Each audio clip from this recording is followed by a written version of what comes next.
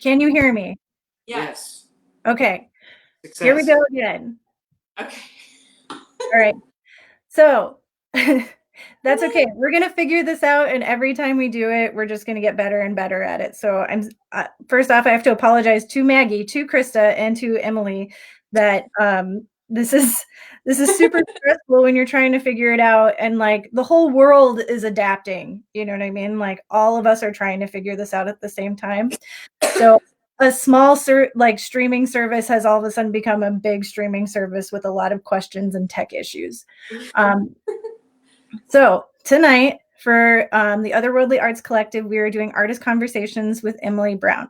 And Krista last week made me make a drink as inspiration to her artwork. So I made a drink for Emily with inspiration to her artwork, which is pink champagne.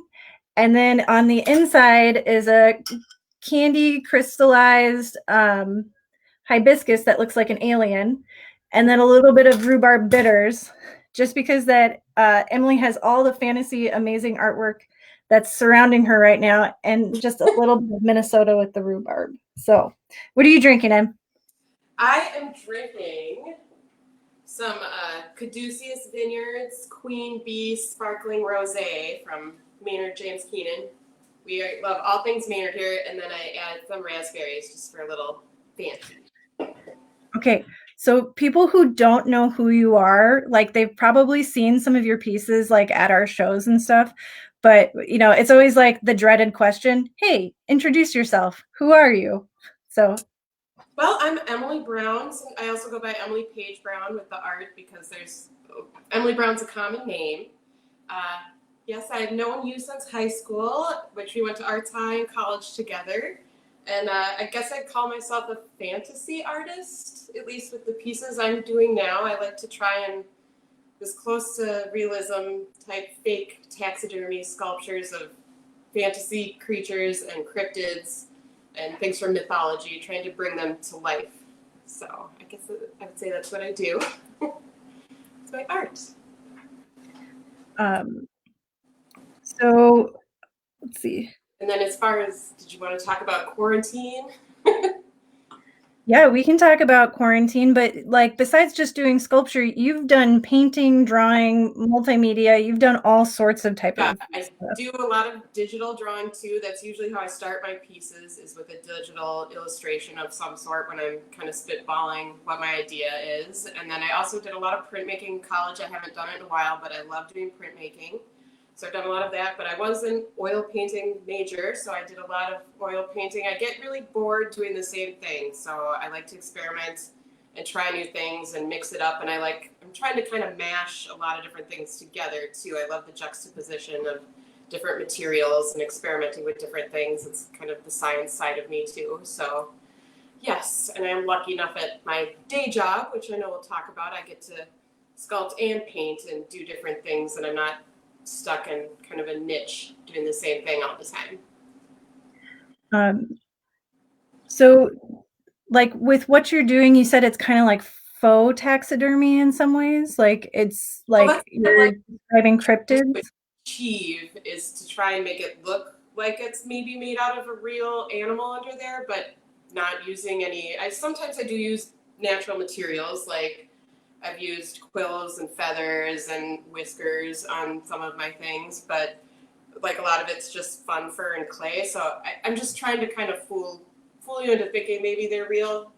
And I guess a lot of it too is my life setup is prohibitive to actually trying to experiment with taxidermy, which I'd like to get into, but I don't really have the setup. And I don't know, there's something fun about achieving, trying to make something look real, but not using real hides or anything like that.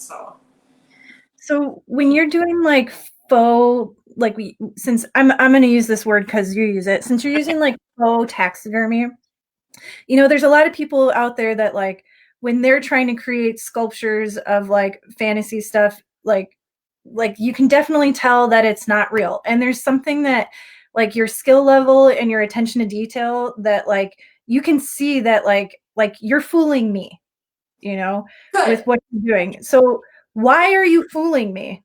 Like, how do I, like, what are you putting into this that I don't know? Yeah, just insane amounts of detail that aren't necessary all the time. Like all my animals have genitals, even though you might not be able to see them. Like I kind of use, I would say my process is attaché, I think it's what it's called. It's the French word for like when people do drawings or sculptures of like human anatomy without the skin. And so I kind of work from that, from the base up with my pieces. Like I'll start with a skeleton of wire and foam and then kind of build the musculature with the clay and then put the skin on with whatever textures I do. So I'm like literally kind of building the animal from the bone structure up, which is a lot of it's unnecessary, but it's part of my process. And I kind of feel like it's like making a mandala. It's my weird religious thing that I'm doing, even though people can't see it. But I guess if it fools you, I am achieving my goal of trying to fool you. But I guess I'm trying to bring things to life that don't exist. So if I can make you think that it might be a real thing, that's achieving a goal for me. I guess my end result is I want you to think it might be a real animal. Do you have something that you could show us that like is maybe half done or like Yes, I don't have everything super early, but I am working on the jackalope for the unicorn art show, so I can show him, and you can see part of my process. And then if people, I'm not good at the social media and not good at documenting my process so much, but I'm trying to be better. But on my Instagram, I do have some process pictures of some of these, so you can kind of see how they start from the drawing to more the finished piece. So, but this guy, I've started the hair work. The sculpting's pretty much done. But, I mean, he has, like, balls and a wiener and nipples in there, even though you can't see them. They're all covered by hair. But, so I've been working on painstakingly gluing on the hair now, is what I've been working on. So, and then right now his head's still removable, too, so it's easier to reach some of the hard-to-reach spots. Probably. So did you make that like wire and the foam and the neck and everything? Yep. So I use like a aluminum gauge, like armature wire on a lot of it, and then I was using another foam that's a closed cell foam that they actually sell bulk pieces of for people who do taxidermy to sculpt their own pieces out of. But I found I have a sensitivity to it, so I usually use just the beaded polystyrene foam to start with, and then like I'll also, if I need to fill in gaps, I'll use like the expanding foam they sell for filling window cracks and stuff. I think it's a urethane based foam.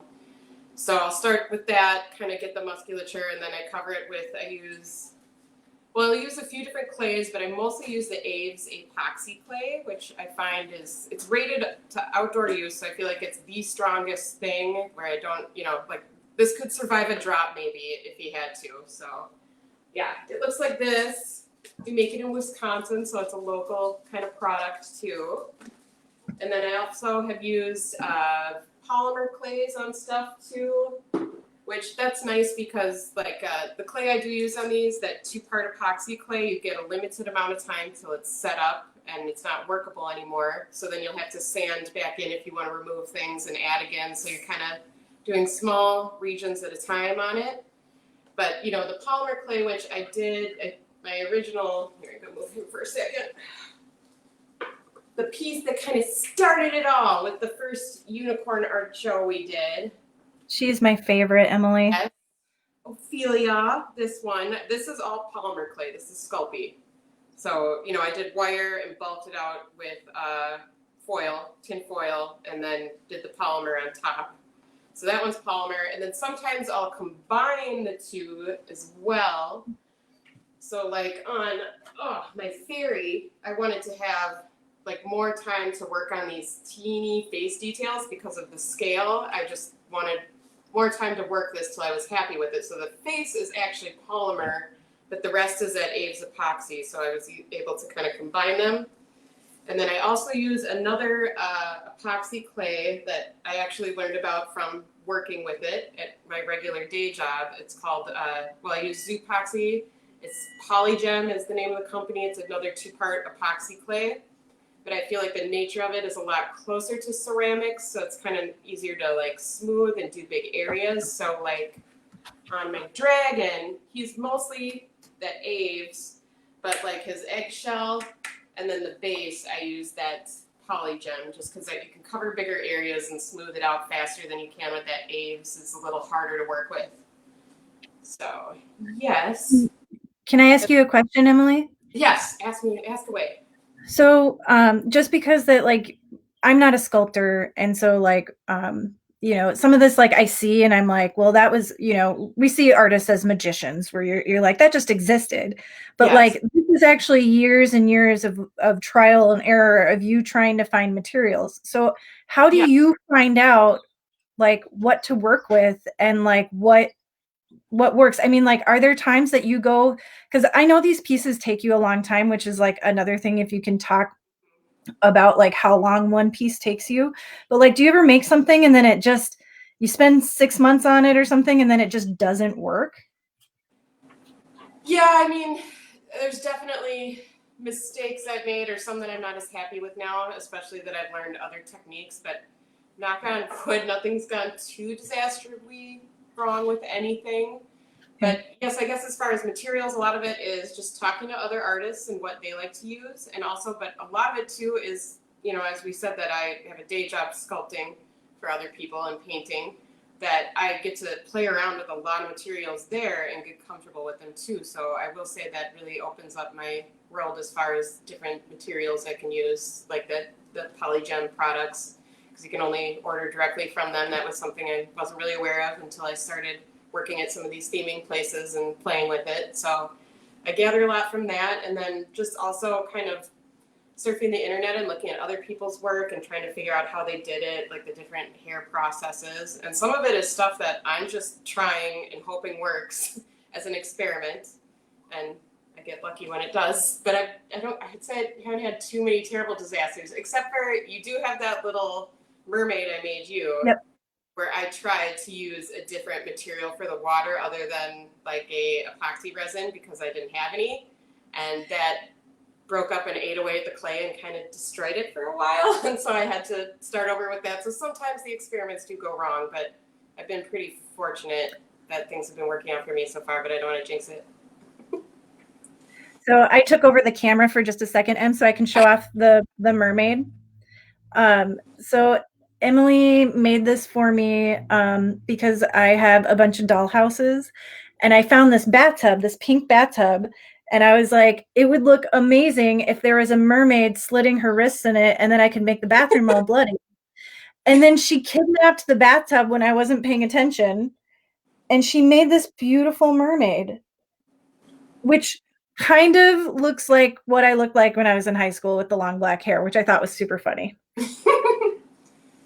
But like, she's always anatomically correct with everything, so she made like a little vagina mermaid right there. And I don't know if you can see the tiny razor blade. Yeah, I made that out of metal flashing. I was pretty proud of how good I made that little razor blade. I was proud of myself. So just because everything looks like so crazy amazing, can you talk about what went wrong with this one? Because I know things went wrong with this one. Yeah, well, I tried to use automotive clear coat instead of like a resin that's actually made to be poured for, like a casting resin that's made to be poured thick and stay there and be good. But yeah, that's I decided to try and use automotive clear coat because I had it at work and it just cracked and crumbled and ate away at the polymer clay. So that was a learning experience. But I also then learned when I tried to repair that you can actually like double bake Sculpey. So I was actually able to try that for the first time, which I hadn't done. So I learned that as well. And then repaired her with some actual casting resin. So, yes. So, Emily, I've known you for a long time, and I think that one thing that I've always like respected about your artwork is that you are so brave in everything that you do. Like, you are fearless as an artist to like try anything. And it's true. It's true. You're like more curious, like your curiosity outweighs like any anxiety that like artists like have. So if you had to tell somebody else, I'm just good at hiding it. well, I'm just saying that like, you will still go play with stuff that you're not comfortable with. Yeah, well, and I know we talked about too, if people find themselves in a slump too, I feel like that's good for me is to play, to try something new and not be afraid, even if it's a craft or whatever. Like, I feel like if I get in a slump, just going totally outside your comfort zone, you find something you didn't know was there or that you can use for something else. And I kind of try with these sculptures too to try something new I haven't tried every time I do one so I can learn a new skill, because I just love to have as many kind of tools in my toolbox that I can use for all my different things. Like the dragon was the first time I did like a resin pour on something because I wanted that slimy look, but I did all this work sculpting the scales and painting it. Like it was just the fear of like, oh, I like to make things movable too so that they never have a permanent base. That's kind of what all my pieces do too. But I was just didn't know if that resin pour was going to go right or wrong, and so it was a gamble because I'm just covering this piece I've worked so hard on and hoping it turns out okay. But thank God it did. Sorry about Jaxie growling, everybody. There's obviously strangers in my neighborhood walking by, and she's trying to protect our stupid humans. There we go. So, Emily, would you mind just showing like a couple of your pieces and like, because I know you got them kind of like all there. Can you show one and like just talk about each one? Because like, you know, when we set them up, like I in some ways, like I kind of feel like sculptors like at our shows don't get the best representation all the time because we try and move them to the sides. And like in a bigger gallery, we'd probably put them in the middle so that people could walk around. But like when I see sculptures, I'm so afraid somebody's going to knock it over and like do terrible things to it and break it into a million pieces. So we do what we can and accidents happen. But, you know, I don't think that everyone really gets to get up and close to see everything that you make and like know how crazy it is. All right, well, I can go through some of them. I don't know who to go first. Maybe Charlie hasn't gotten any attention. This was from my Cabra. Are you gonna try and Charlie and I tried using actual porcupine quills on this one.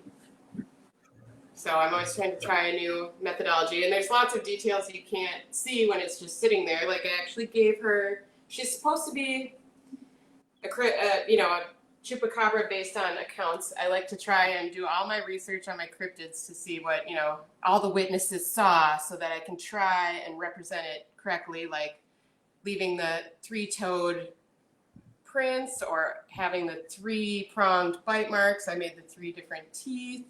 But then I also thought some of the descriptions as far as sucking blood and flying is kind of like a bat. So she kind of turned out with a lot of bat traits. And I guess bats have their nipples in their armpits. So I gave her a nipple in her armpit.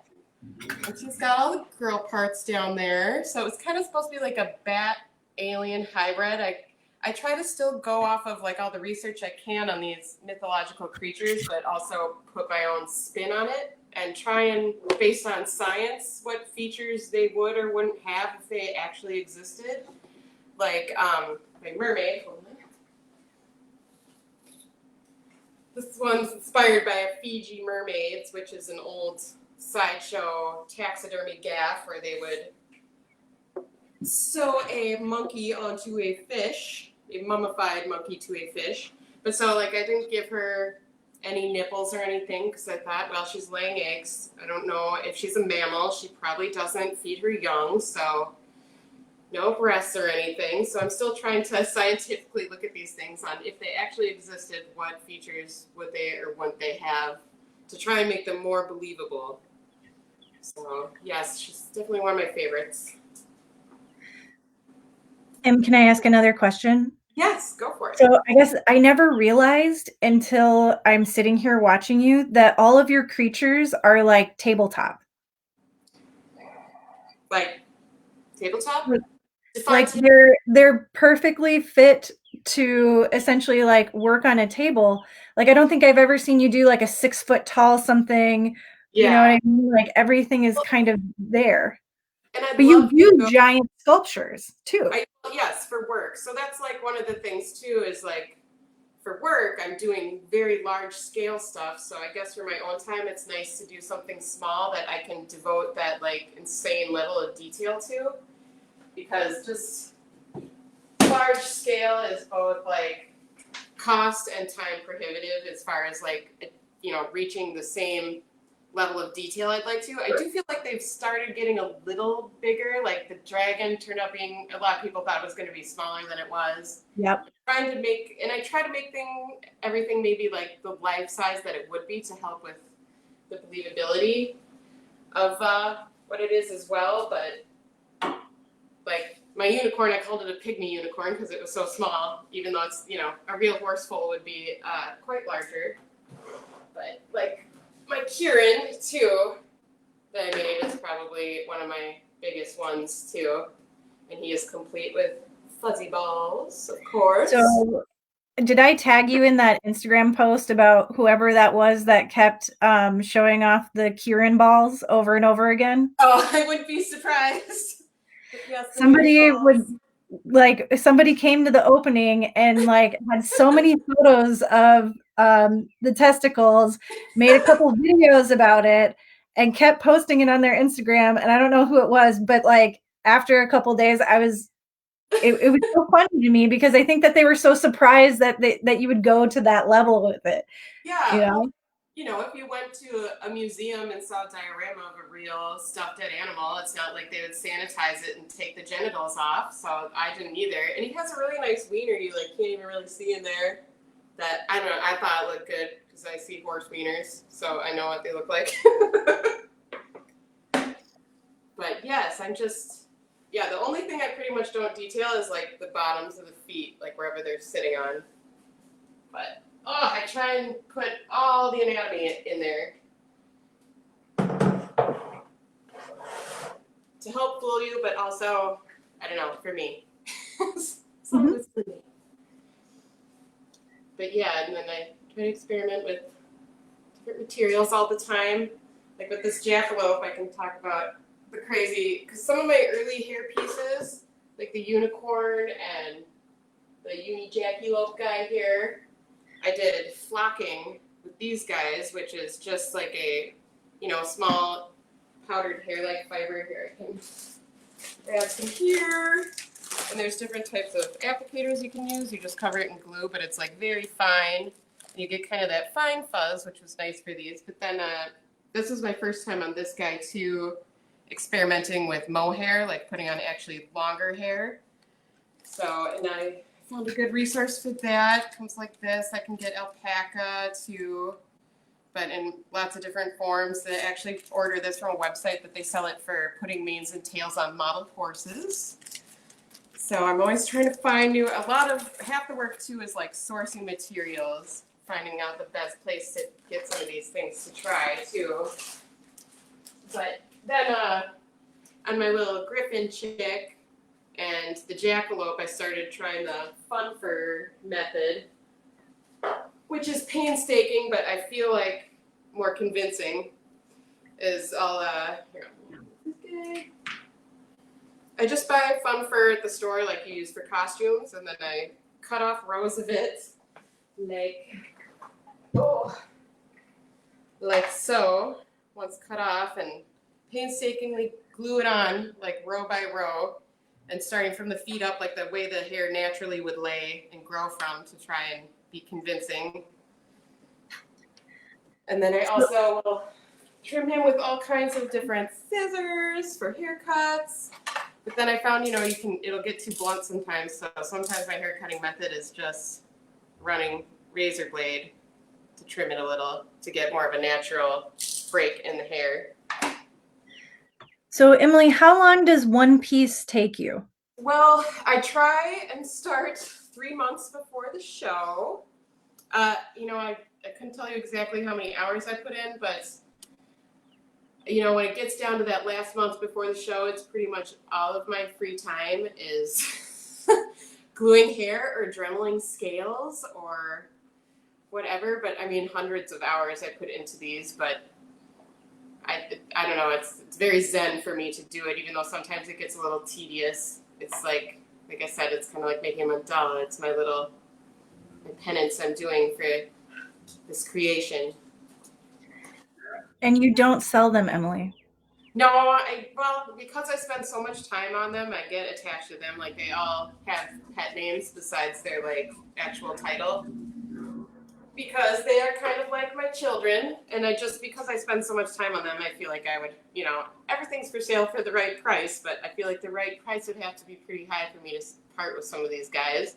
But as my skills are growing, some of these older pieces, I'm like, I could part with that, because I know I could do better now. And sometimes I, wish I could take another stab at some of these, because not everything turns out the way I envisioned, but that's part of the learning and the experiment.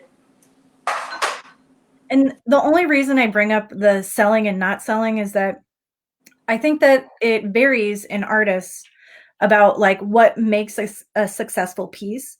Mm-hmm. And I see a lot of humans that come like through my shows, and they're like, they get really bummed that they don't make any sales, and then like that's how they view success. But for the stuff that you make, like the artwork itself is the success.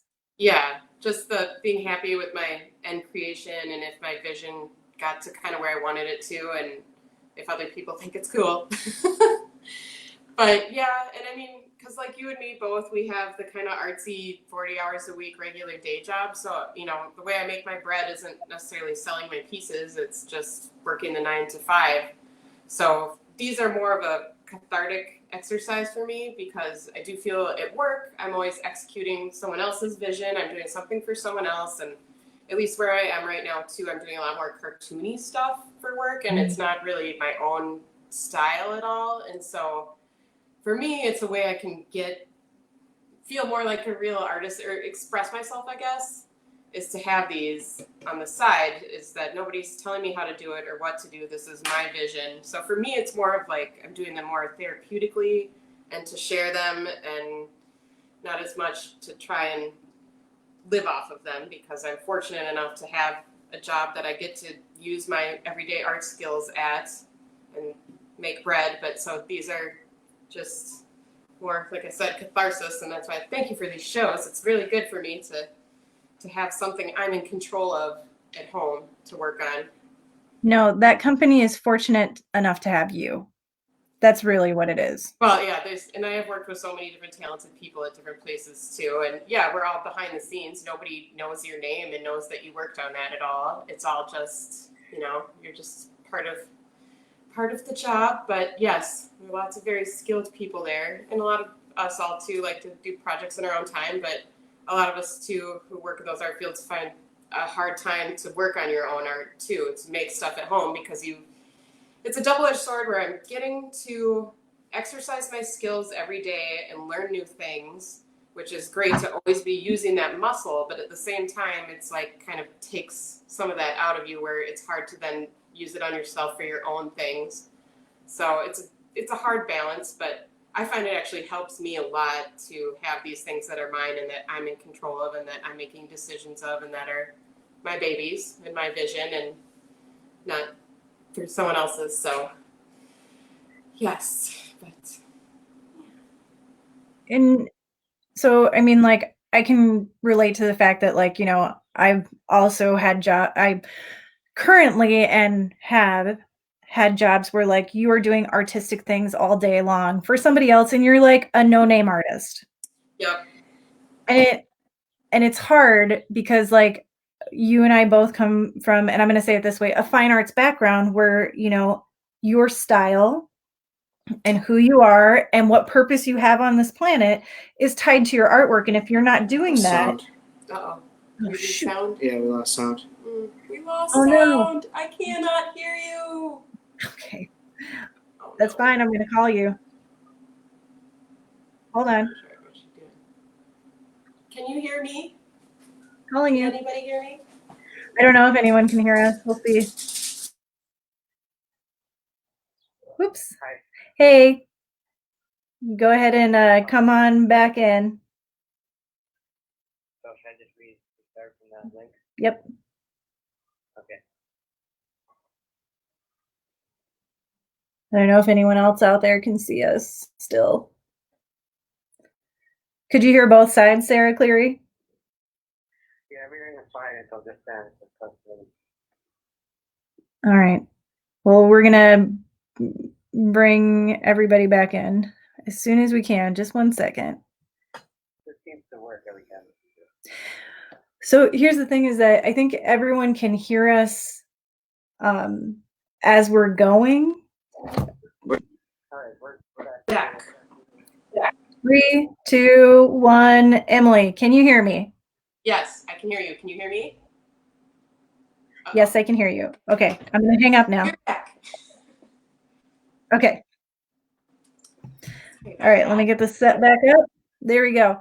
So for everyone out there that's watching, and I really appreciate you guys interacting with us because we have a bunch of people in the feed right now that are saying that they can hear us.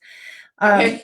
Like I said, the entire world is adapting right now to this new space. The new normal.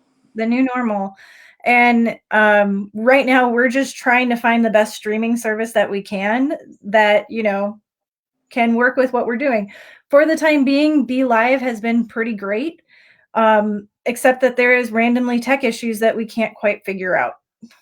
So we're going to use it for the next month. And if it doesn't work, then I'm fine with dropping it and starting all over again. But if anyone has any suggestions for a low-cost streaming service, I'm totally listening. But to go back to what I was saying, Emily, is that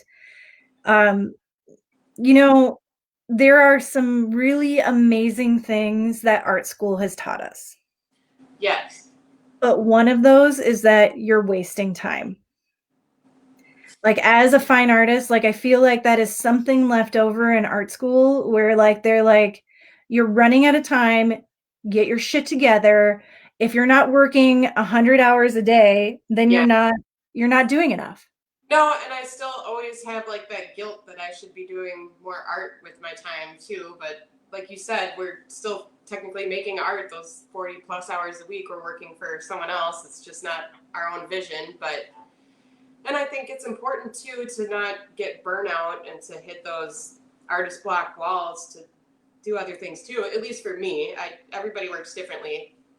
But for me, it helps to step away sometimes and come back and try new things and other things to activate other parts of my mind. And then, I start to get the fever to want to make more art again.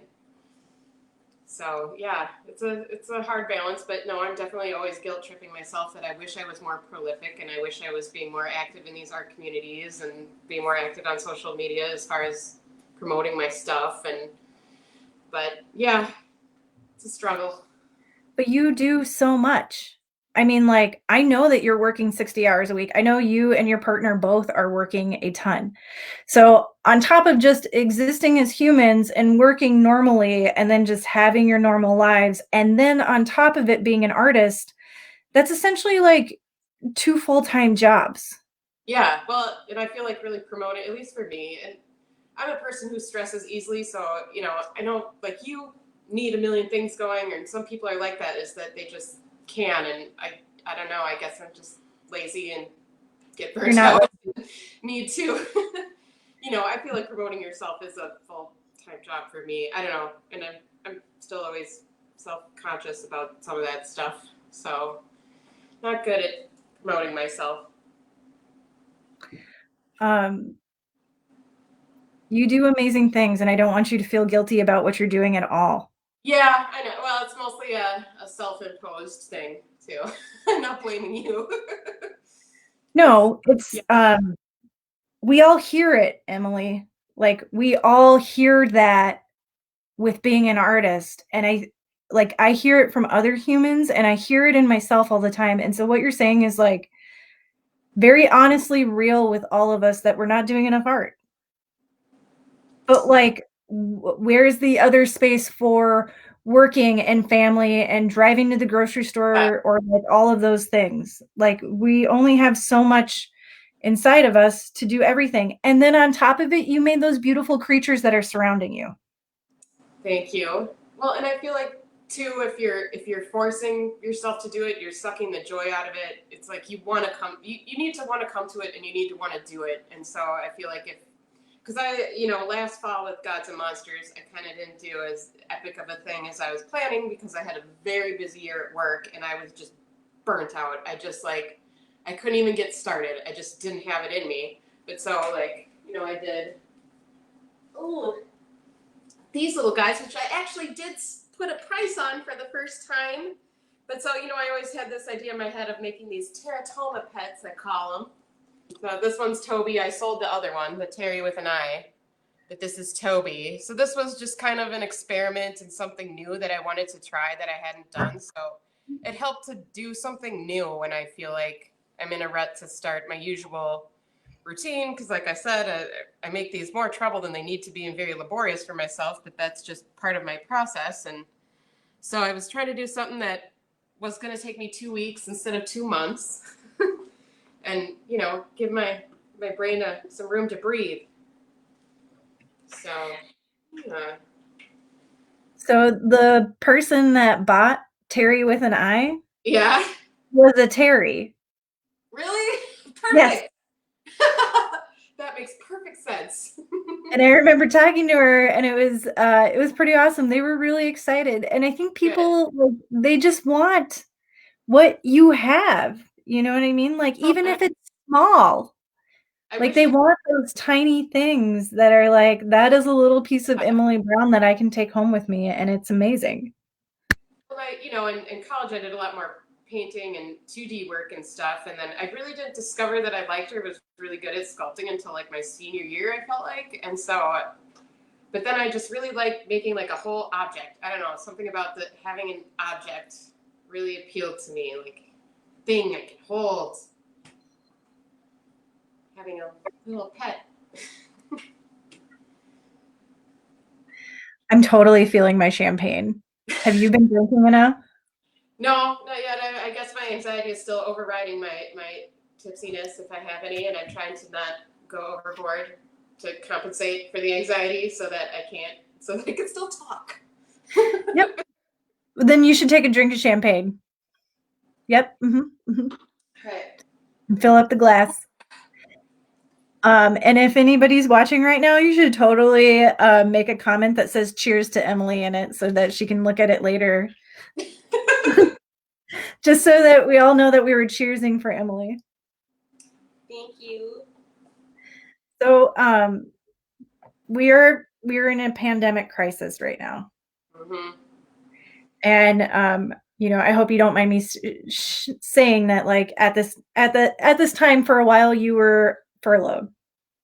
Yeah, right? I was laid off, which I like I said last year was very taxing for us at work. So part of me, I felt like we all at my job needed that mental break for ourselves to spend a little time with our families and doing some other things.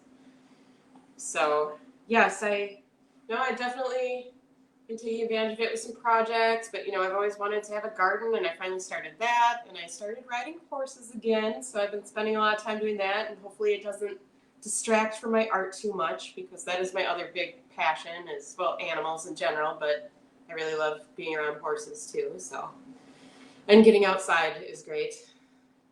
So yes, getting in the sun. But during this pandemic, and I know that you're back at work now. Mm-hmm. I am back. Do you think that it helped you make more artwork? Yes, I think I felt like I could have, again, it's that same, you're guilt tripping yourself about like, I should be spending this time better making art. But I was still making art, but I did have, I did some t-shirt logo designs for some people. So I wasn't always working on my jackalope like I should have been, but well, here I am guilting myself, but I kept busy doing other things, doing some other side artsy things, and I like to mix it up like that and do some different stuff. I also like to do pet portraits for people too, but more caricature type ones. I should put those on my Instagram too.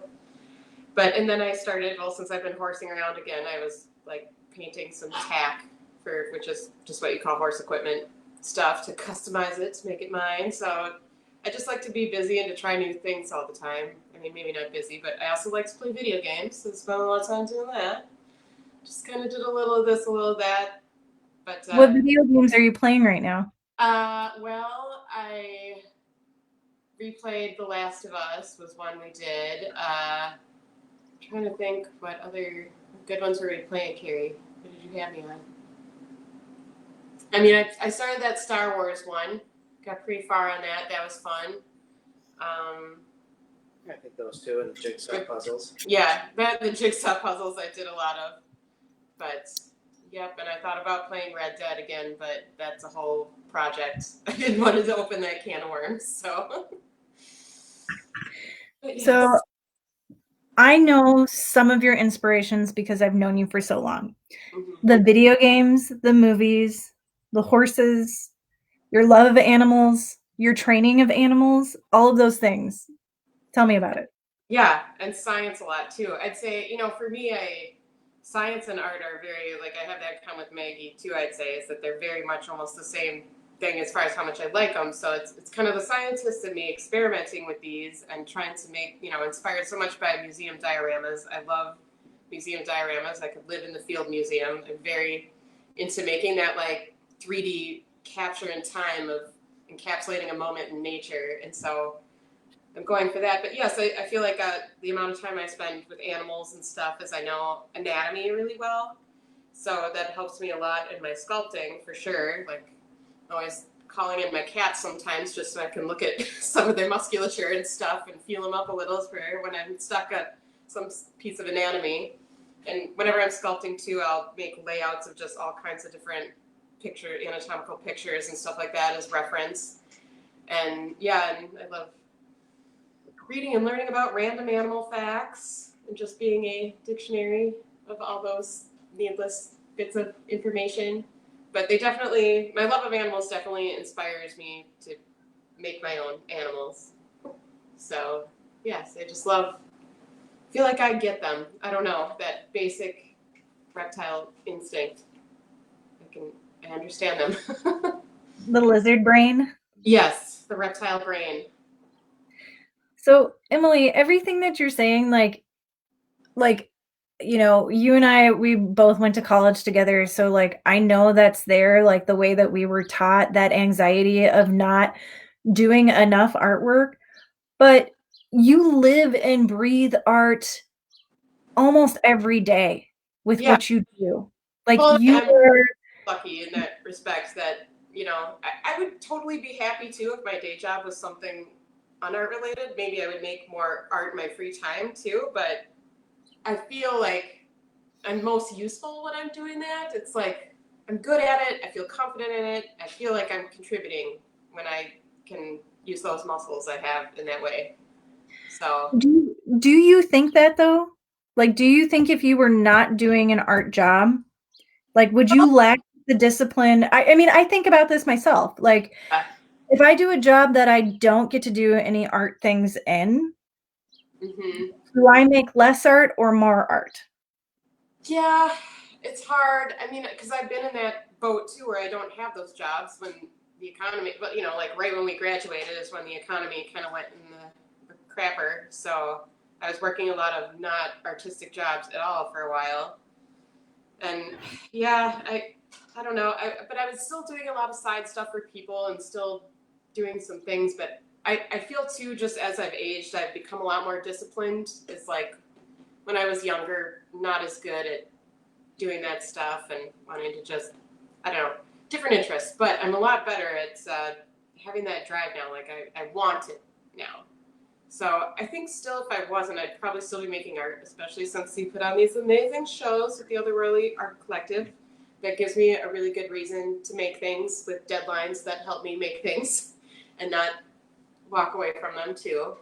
So yeah, I don't know, but I think I would just because I still need it therapeutically for myself. Like I said, a lot of these are, cathartic. So I would hope I would still be making a lot of art, but it probably helps hone my skills and keep them sharp using them every day.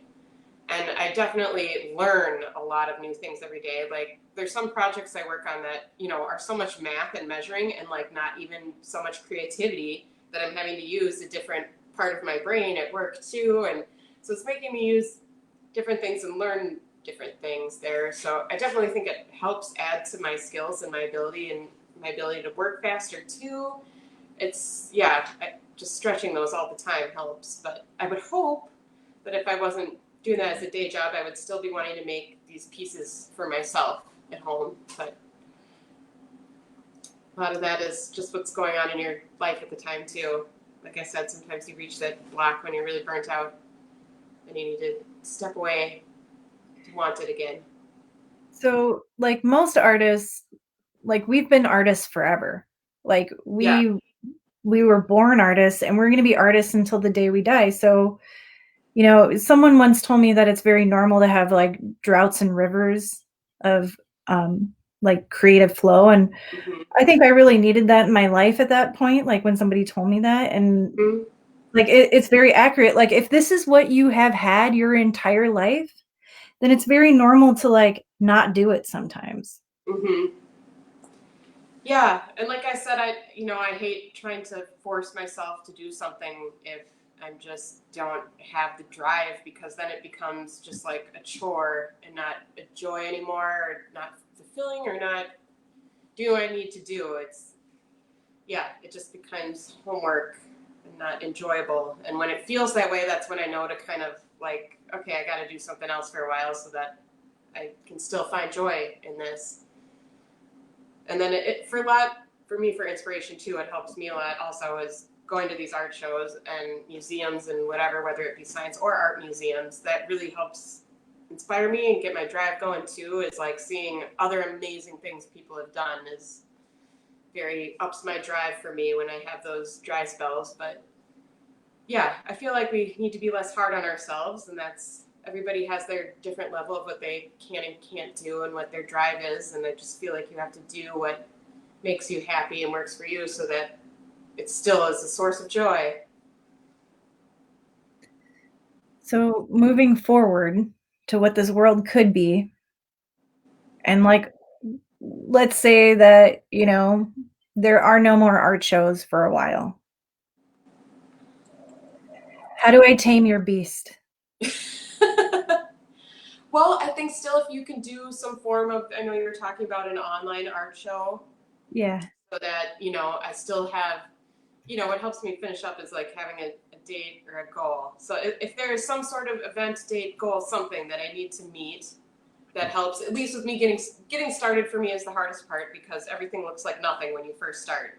When you get closer to the end, when it's starting to reach its full form, then I start to get excited and I don't want to step away. But getting started is sometimes the hardest part. But I love doing my concept sketches. Those are fun. But then sometimes I reach this wall when I'm doing the armature and the foam, and it just kind of looks like nothing. And I'm just, it's hard to, like, knowing how many hours I have ahead of me to reach something that looks like something, it starts to kind of turn you away sometimes. But yeah, and I guess, I love having, just people giving projects or ideas, something to work towards, or a date helps with these, and just more, I don't know, all of us, I think, helping push each other and share online, and anything that somebody makes, just getting that positive feedback.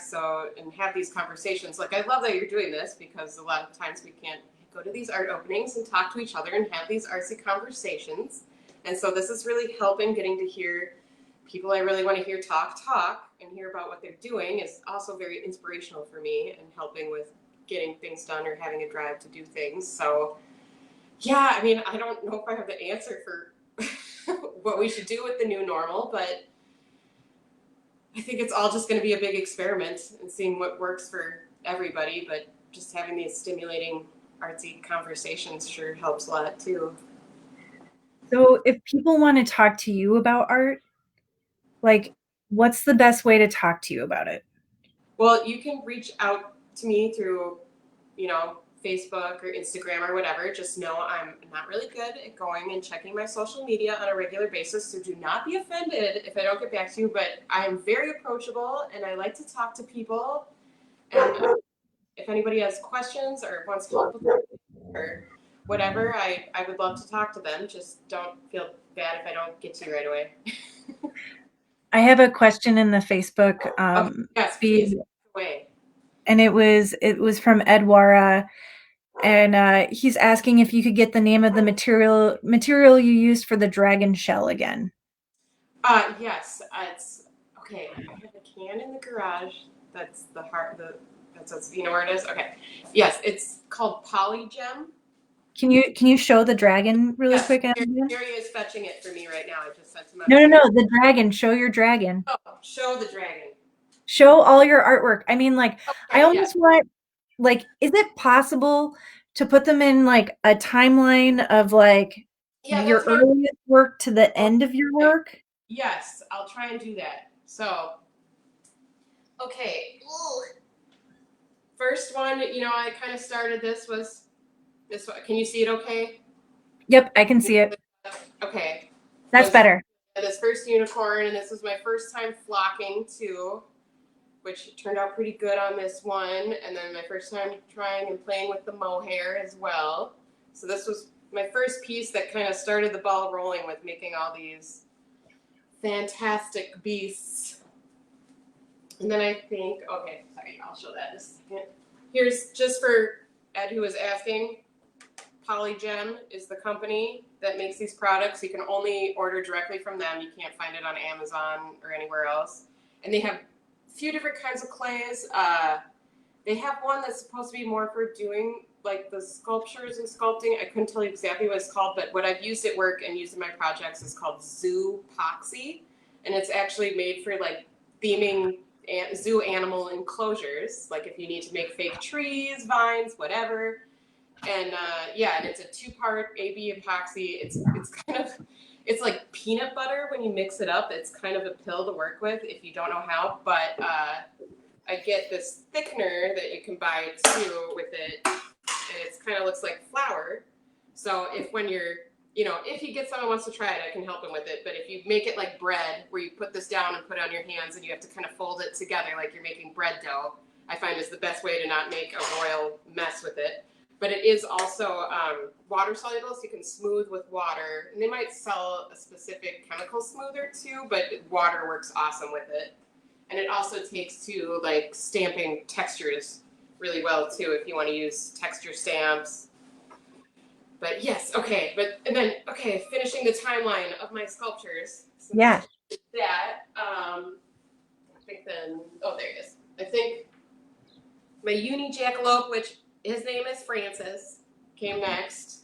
And that was another, and see, I really hated how the flocking and the hair turned out on this one. I know I have some really cool Shut pictures. up. It's so amazing. I know, but that's the thing. You're your worst critic, and now there's things I can do better. So looking back, I'm like, I could have done that better. But he was my first to doing some mohair. It just the blend from the flocking to the mohair wasn't like what I wanted. But I really like his face and his anatomy happening. And then on my Instagram, I think I have pictures of him when he was hairless before I haired him, and everybody seems to like that version better than once haired. So yes. And then I'm trying to think what came after him. It was probably, I think maybe the mermaid's next. Ooh, which I've honestly never come up with a good pet name for her. If anybody has one, I've just never found anything that fits. Like, I was kind of calling her Mariana, like the trench, but it just sounds too pretty. She needs to be more like an ogre or something. So if anybody has a good name for her, I'm open to that. But yeah, so this is the next one I did. And like I said, I like to make them all removable from their bases so she can actually screw off if I ever wanted to give her a new home. Just because I'm not sure if I'll ever be satisfied with whatever they're on, so I like to make that optional. But I had a lot of fun doing her hair on this one with the little cowlick and some hairspray, so she looked like she was underwater. And I originally was going to actually use fish eyes, like walleye fish eyes, but they just didn't, I don't know. I used coyote eyes on this one. They read better. So Emily, I have another question. Another question? Yeah, from the Facebook. It's from Lori. She says, what tool do you use to apply the flocking? Okay, so I got a few different, could you do me a kindness again, Carrie? Mm-hmm. So I have those two things upstairs. This second drawer down, top drawer in one of them is my flocking stuff. There's like a yellow tube and then these air gun ones. You know what I'm talking about? Okay. So there's a few different ways I've done the flocking. I've tried some experiments trying to figure out the best way with that too. But basically you just brush the thing with glue and put it on, or you can actually use paint as your glue too if you want, if it's, you know, not something that's going to dry really quick like acrylic, like if it's a, because like they use it a lot on car interiors too, so they use, I don't know, some sort of automotive paint or maybe an oil-based paint of some kind that doesn't dry too quick, that you can use the paint as the actual adhesive if you want to. But I usually use, for most of my hair work and everything, I use Aleene's tacky glue. There's several different kinds you can use. This is the quick drying, which I'm using for the hair work on the jackalope and stuff right now, just because I want it to dry fast. And it's a PVA glue of some kind. But, so that's what I use for my adhesive, yes.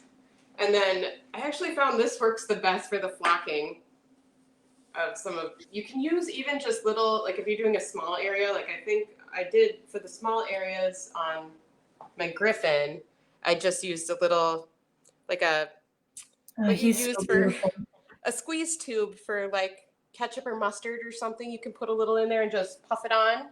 But this is kind of like a longer tube that you fill with there's some fiber in there right now. And then you just kind of pump it like this and spray it on. Because you're just trying to get the fibers to land point down.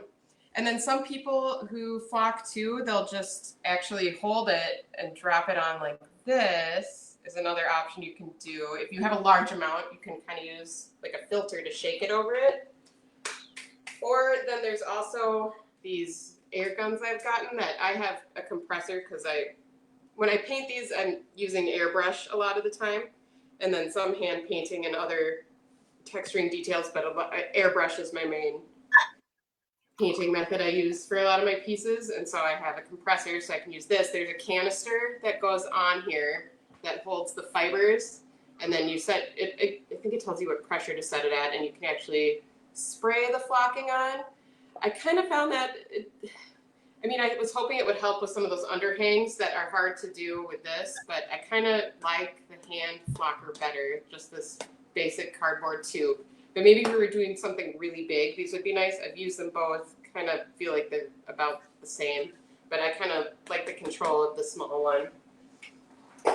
So, and then where I get, there's a lot of places you can get fibers from, but I ordered from this place called Fowl Flocker, which I guess a lot of people who hunt like to flock their goose decoys.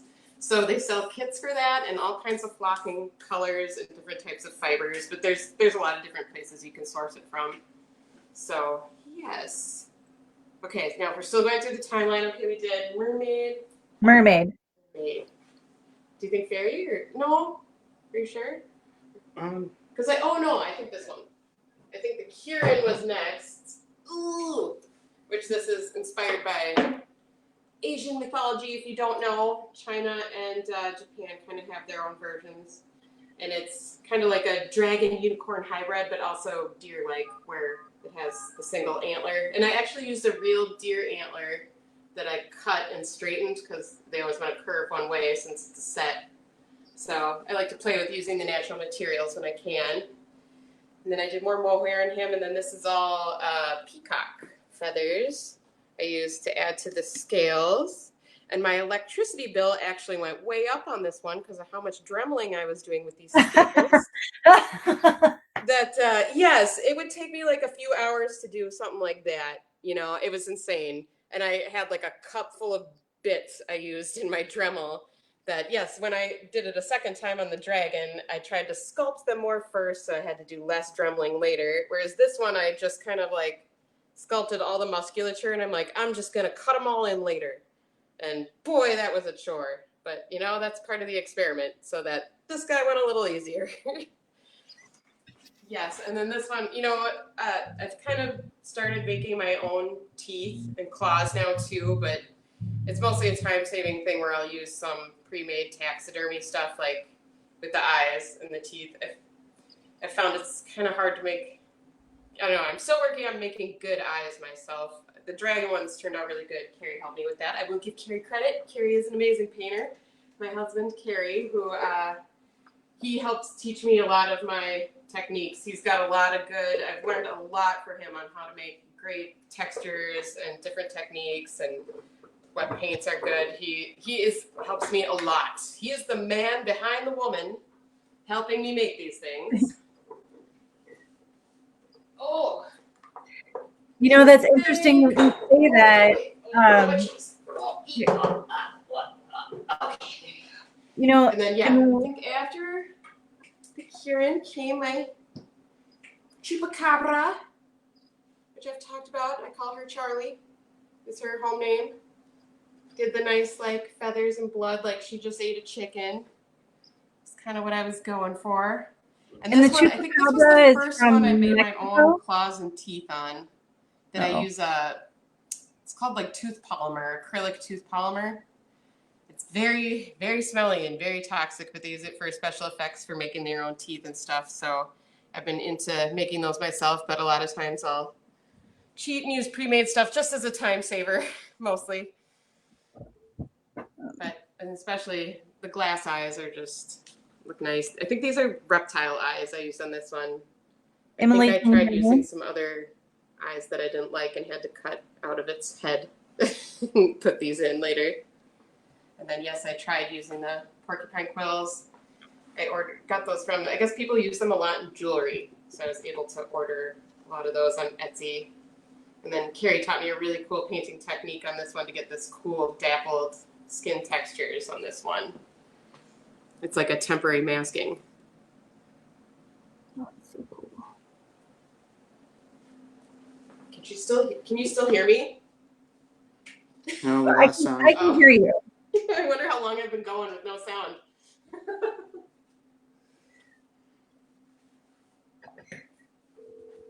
So I was gonna say it got really quiet. And then I think after that one was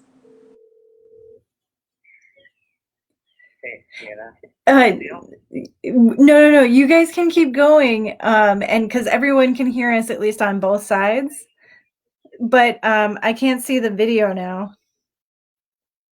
Yeah, I don't see the video either. Uh-oh. So I don't know if it's because I'm calling you. I'm gonna reload really quick.